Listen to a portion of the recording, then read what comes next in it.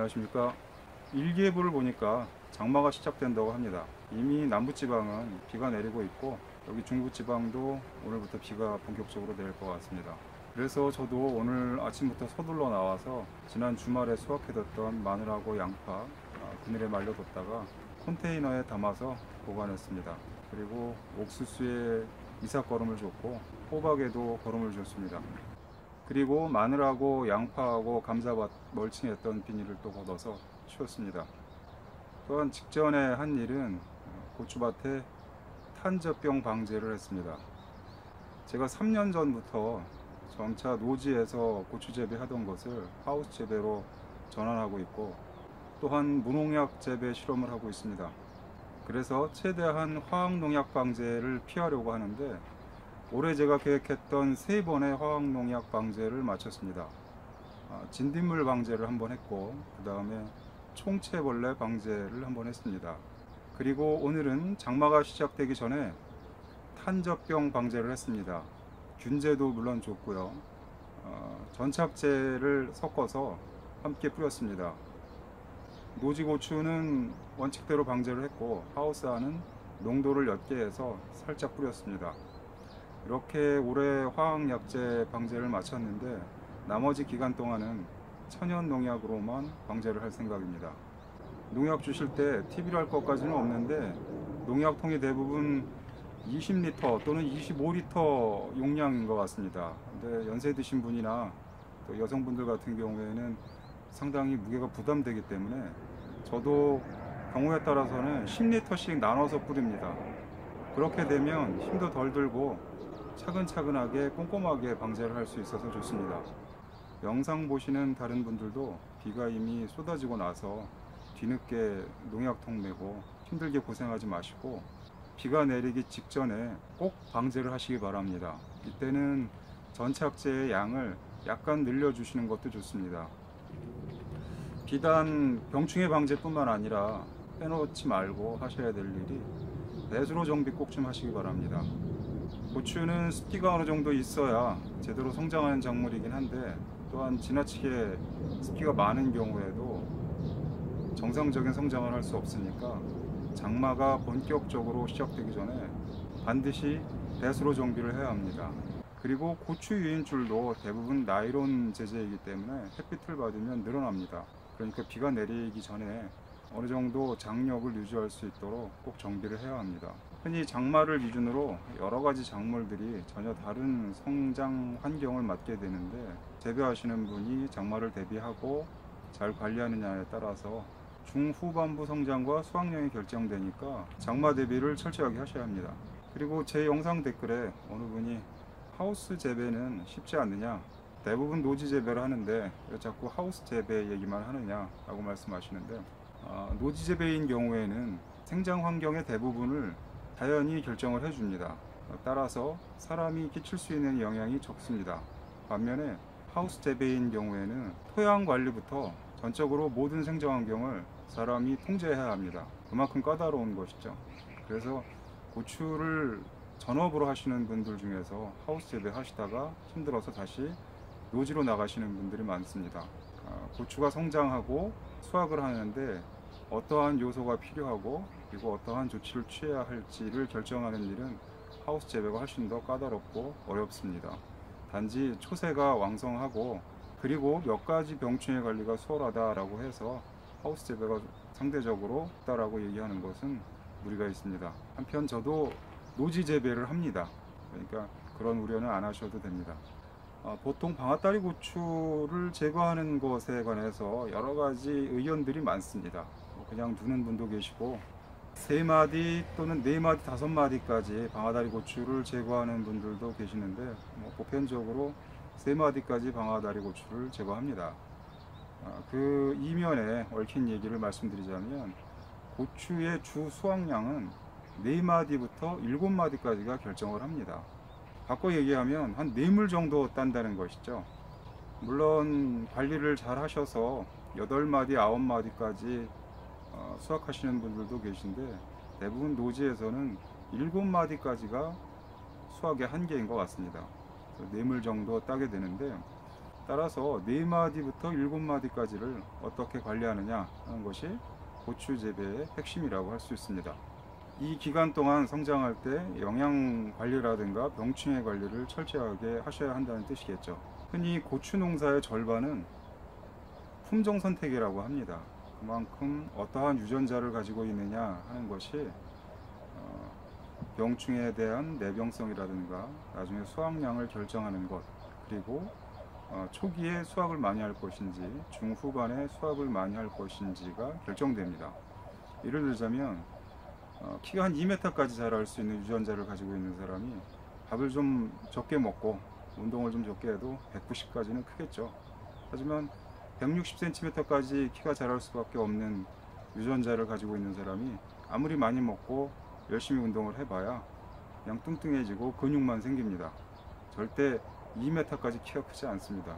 그렇듯 품종 선택이 고추 농사의 절반이라고 해도 과언은 아닙니다. 올해는 제가 고추를 4가지 품종을 심었습니다. 칼라스탑, 칼라탄, 칼라방패, 그리고 GT7 이렇게 4가지를 심었는데 하우스에도 심었고 그리고 노지에도 심었습니다. 지금까지 그 4가지 품종이 어떤 성장의 차이가 있는지 오늘은 확인해 보도록 하겠습니다. 제가 올해는 직접 육묘를 하지 않고 모종을 구입했는데 제가 구입한 곳에서 보다 좀 다양한 품종을 제가 구입을 하려고 하는데 판매하시는 분이 더 이상 다양하게는 팔지 못하겠다 그러시더라고요. 그래서 올해는 부득이하게 4가지만 심었습니다. 근데 생각해 보니까 내년에는 몇 군데 육묘장을 다니면서 더 다양한 품종을 구입해서 재배하면서 비교 실험을 한번 해보려고 합니다.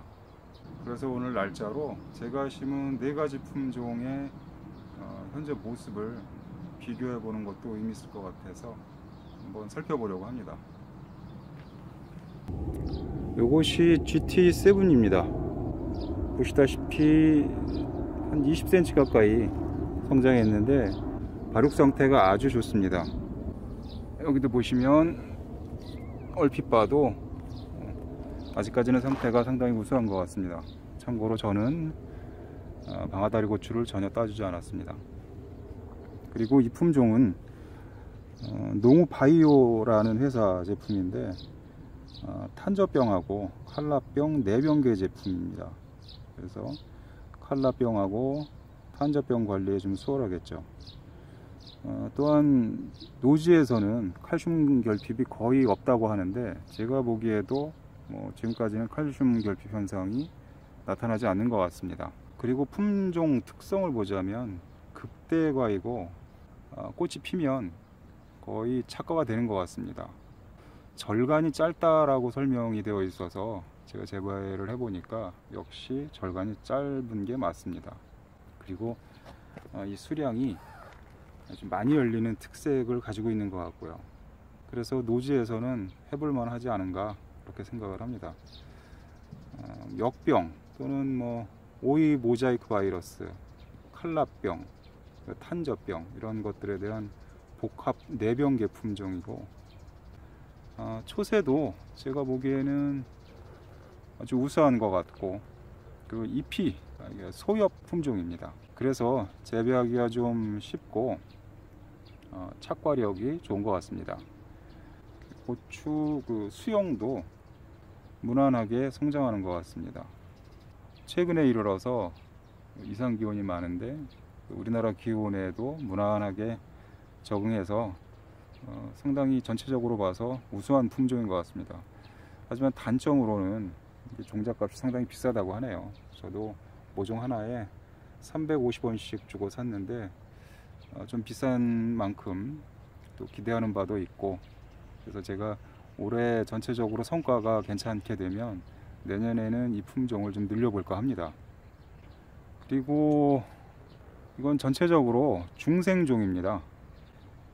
이런 색상도 우수하다고 하니까 좀 기대를 하고 있습니다.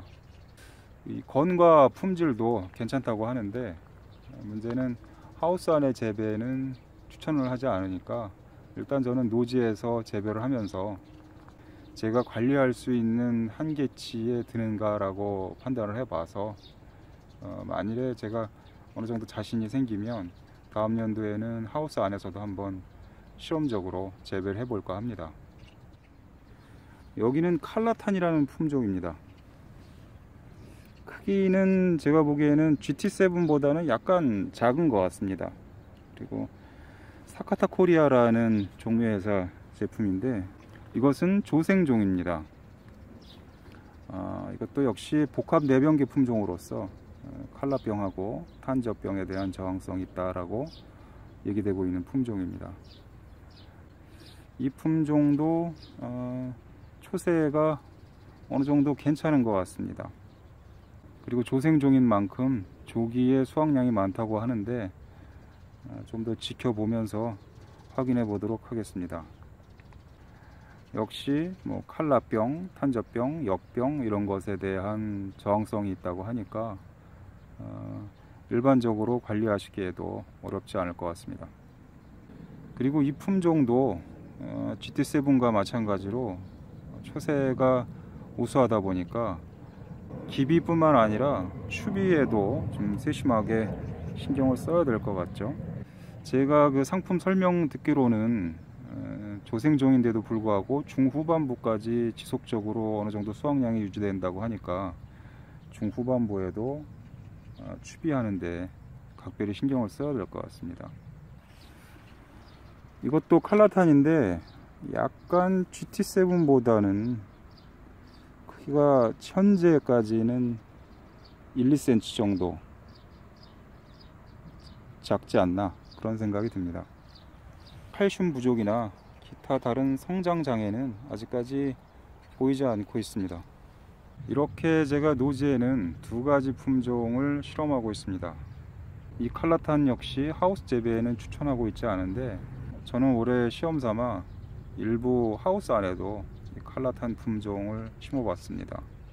그래서 칼라탄 품종이 하우스 안에서는 어떻게 성장하고 있는지 한번 확인해 보도록 하겠습니다.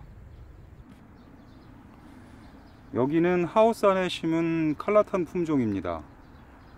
제가 일반적으로 알고 있기로는 이 품종이 하우스 안에서는 성장이 불규칙하다고 알고 있는데 역시 보시면 이쪽은 성장이 정상적인 데에 비해서 여기는 좀 성장이 부진합니다. 아직까지 생리장애 현상은 보이지 않고 있는데 제가 말씀드렸듯이 조생종인 만큼 다른 고추들보다 약간 익는 속도가 빠르지 않나 그렇게 판단이 됩니다. 역시 이 품종도 하우스 안에서는 칼슘 부족을 우려하는데 현재까지는 무난하게 관리되고 있는 것 같습니다. 여기는 칼라스탑입니다. 농우종묘라는 회사 제품인데 절간이 짧고 성장세가 좋다고 하는데 초기에 제가 수분 공급을 좀 많이 해줬더니 초반에 절간은 기대만큼 짧지는 않습니다.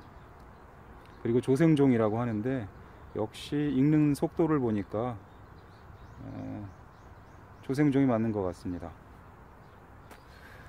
그리고 이렇게 보시면 이 품종은 키가 일정합니다. 다시 말해서 성장세가 균일한데 칼라탄보다는 일정한 성장세를 보이는 것 같습니다.